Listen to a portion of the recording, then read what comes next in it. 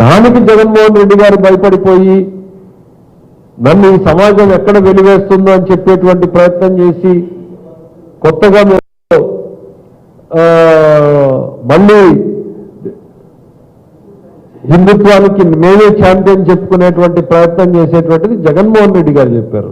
చంద్రబాబు నాయుడు గారు తిరుమల గురించి మాట్లాడితే ఆయన ఎప్పుడూ ఒకటే చెప్తాడు, నాకు సెకండ్ లైఫ్ ఇచ్చినటువంటిది ఆయన, నన్ను ఒక కారణం చేత బతికించాడు, ఆ కారణం కోసమే నేను పనిచేస్తాను అన్నటువంటి నమ్మే వ్యక్తి ఆ తిరుమల వెంకటేశ్వర స్వామి విషయంలో వేరే రకంగా మాట్లాడతాడని జగన్మోహన్ రెడ్డి గారు చెప్పడం, దాన్ని మనం ఇక్కడ చర్చించుకోవడం కూడా అంత మంచి విషయం కాదని నా నమ్మకం. అవన్నీ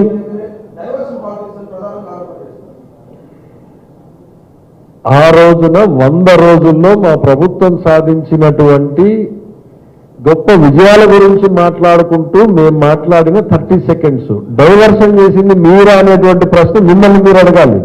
మేము మాట్లాడింది 30 సెకండ్స్, మీరే దాన్ని 30 సెకండ్స్ 1 మినిట్ ప్రజెంట్ చేసింది. ఇమీడియట్ గా ఓవర్ రియాక్షన్ మోడ్లోకి వెళ్ళిపోయింది ఎవరు? జగన్మోహన్ రెడ్డి గారు. చేసిన తప్పు కళ్ళ ముందు ఉంది కాబట్టి డిఫెన్స్ మెకానిజంలో నుంచి వెలుగులోకి వచ్చారు. ఆయన డిఫెన్స్ మెకానిజంలో నుంచి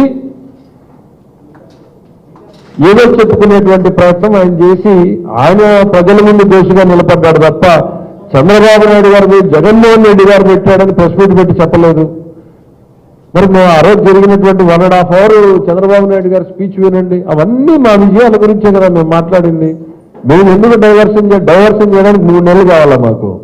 జూన్లో ఇన్ఫర్మేషన్ వస్తే ఇవాళ ఆత్మరక్షణలో పడి కొట్టుకుంటున్నటువంటి వైఎస్ఆర్సీపీకి ఏమీ చెప్పుకోలేక కనీసం ఇక ఉన్న ఈ అస్తిత్వం కూడా పోతే ఇంకెవరు మిగలరు మా వెనకాల.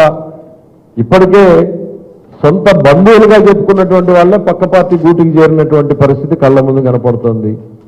రాజ్యసభ సభ్యులు పక్కన పార్టీల్లోకి వెళ్ళిపోయారు.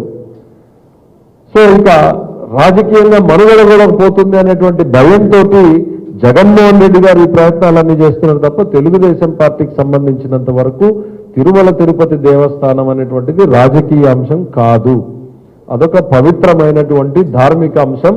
మా ప్రభుత్వానికి సంబంధించినంత వరకు నిబద్ధతతో నిజాయితీతో పనిచేసేటువంటి సంస్థగానే దాన్ని మేము చూస్తాం. వీళ్ళందరూ తీతీదే పాలక మండలి అంటారు. అది తిరుమల తిరుపతి దేవస్థానం పాలక మండలి కాదు. తిరుమల తిరుపతి దేవస్థానం ధర్మకర్తల మండలి.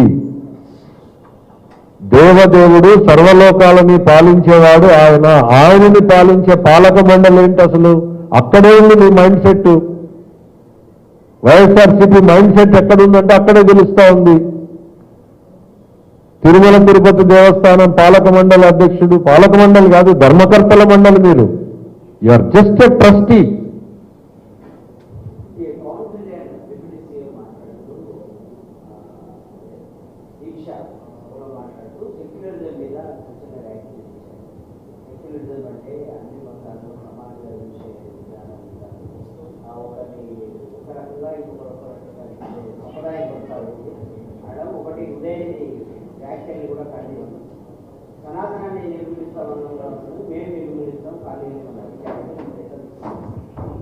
డిప్యూటీ సీఎం గారు చాలా స్పష్టంగా ఆయన ఆవేదనని తిరుపతి సాక్షిగానే ఎక్స్ప్లెయిన్ చేసుకుంటూ వచ్చారు.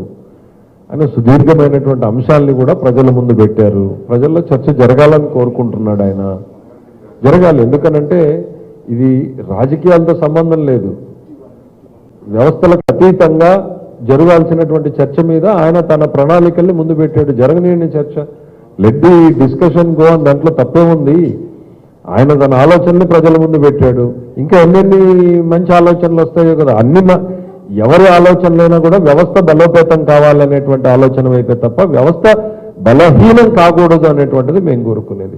మేము కోరేది తిరుమల తిరుపతి దేవస్థానంలో 250 కోట్లను 150 కోట్లకు ఆ రోజు ఎందుకు తగ్గించారు? ఆ రోజున బోర్డులో ఇదే డిస్కషన్ వస్తే ఒక నార్త్ ఇండియన్ మెంబర్ అడిగాడు, మళ్ళీ రిపీట్ చేస్తా ఉన్నా, ఇంత తక్కువ ధరకి ఎవరు కూడా నెయ్యిని సరఫరా చేయలేరు, మీరు ఎట్లా యాక్సెప్ట్ చేస్తున్నారు అని అంటే, మరి ఇదే జేఈఓ మెంబరు వీళ్ళందరూ బోర్డు చైర్మన్ ఇద్దరు కలిపి